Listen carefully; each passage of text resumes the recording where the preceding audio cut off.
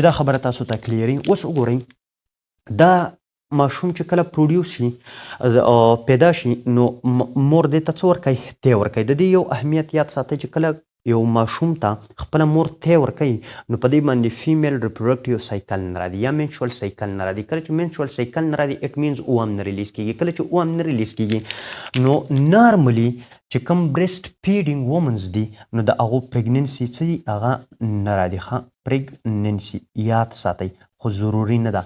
about 10% کیسز کې 10% کیسز کې په هغې خلکو کې چې هغه خپلو ماشومانو ته تی ورکوي پریګننسي هم پاسبل ده. نو یو ځل ما دا خبر کړې وه نو یو کس په ډېر زیات خفه شوی او ډېر زیات اکشن یې پرې اخیستی و چې یاره دا څنګه چل دی او د دې ستاسو څه ثبوت دی؟ ثبوتونو ته ضرورت نشته دی.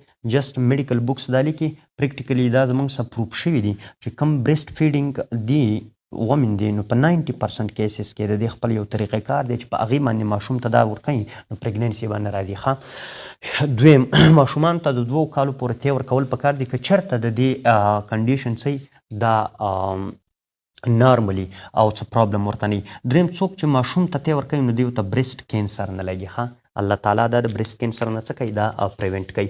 اوس وګورئ کله کله داسې کار وشي چې د دې مور حالت څه دا خرابي او د دې یا بیماري یا نوره داسې مسله یا په دې کې دا ملک پروډکشن نه کېږي نو بیا دې ته موږ الټرنیټ څه ورکوو؟ بوټل فیډینګ ورته ورکوو. بوټل یعنی موږ ورله د بازار نه یو فارمولی ملک راوړو کله کله خو ورته د دې انیملز نه د ګوټ نه د شیپ نه یا سمثینګ ایلز نه شوده ورکوي او یا دې له څه کوي؟ دې له د بازار نه د یو خاص فارمولې والا څه شی راوړي؟ سینتھیټک یا ارټیفیشل چې کوم ملک دی هغه ورله راوړي او ماشومانو ته ورکوي. خو یاد ساتئ د مور د شودو اهمیت دا دی چې په دې کې انټي باډي نه دي. ښه که د دنیا د کم ایډوانسډ یا ډیولپډ کنټري شودو جوړ یو کومه ښه فارموله ولې نه نو هغه به لیک اپ انټي باډي چې دا یو خبره درته کلیري. بل دا په نارمل ټمپریچر باندې دي. په څه باندې دي؟ په نارمل ټمپریچر باندې دي. د مور دا شودو د ماشوم ډېر ښه هضمېږي. ښه دا یو بیلنس ډایټ دی د دې ماشوم دپاره. دا په ښه ټمپریچر باندې دي.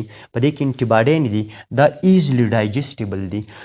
د دې فارموله ملک نقصان دا دی یا د دې ډس ایډوانټیجز دا دي. د دې یو صرف فایده ده اونلی ون فایده دا ده چې ایوری ون کین پیټ. ښه ایوری ون یعنی که مور یي او که نه نو پلار هم ورله دا ورکولی شي ګاونډي هم ورله ورکولی شي هسپتال کې ورته یو نرس هم ورکولی شي یا یې نرس هم ورکولی شي نو دا یې فایده ده. نور نه د مور پریزنس ضروري نه دی د دې لپاره. خو نقصان یې څه دی؟ د دې نقصان دا دی چې دا بریسټ فیډینګ ان هایجینیک سرکمسټانسز یا ان هایجینیک کنډیشنز چې کومه دی دا کاس کولی شي د ماشوم دپاره. نیکسټ د دې د وجې نه د انفیکشن ډېر زیات چانسز دي. کله کله په یو کور کې داسې کاري چې یو کم بوتلي بیسټ دا فیډري ملک فیډر نو هغه ډېر ماشومان یوز کوي نو د یو ماشوم انفیکشن بل ماشوم ته راکولی شي یا په دې باندې مچان کیني یا په سمثینګ ایلس کیني او دا زموږ سره انفیکشن چې کوم د مچانو په ذریعه باندې خورېږي نو هغه د ماشوم ته لګېدلی شي نو د انفیکشن پکې ډېر زیات چانسز دي.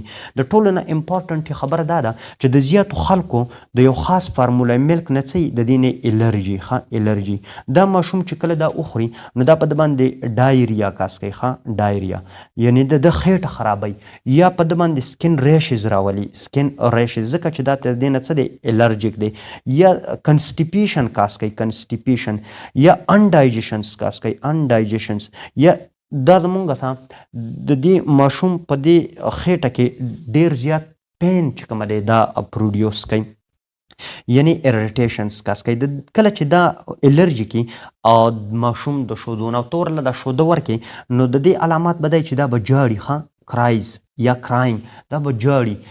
دا به څه اریټیټیبلی یا اریټیټ وي. ښه اریټیټ یعنی نارامه وي. دا دته به سکون نه راځي.